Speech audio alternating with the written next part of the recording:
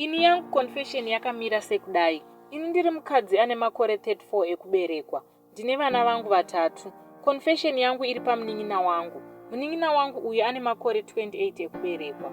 Asi imba yake yakaparara nekuda kwekuti mbereko paari iri kuramba. And I feel kuti I'm the one to blame.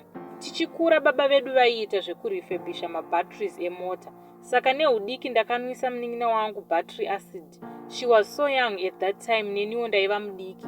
Saka kusvika muzuva ranhasi munin'ina wangu uyu cannot live a normal lifestyle because akaita damage mudumbu make. Kusakwanisa kubata mbereko kwake. I don't know kuti is it because of this here kana kuti.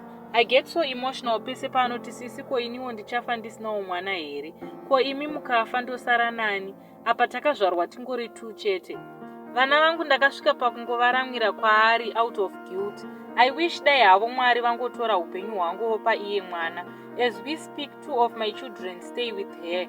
Ndiri munhu wekuti handikwanisi kufara nekuti now that we are getting older, I'm realizing kuti munin'ina wangu kubata kwake mwana mumaoko kwatoramba.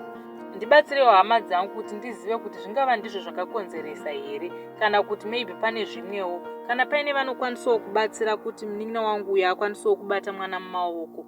Ndichateera mumacomments.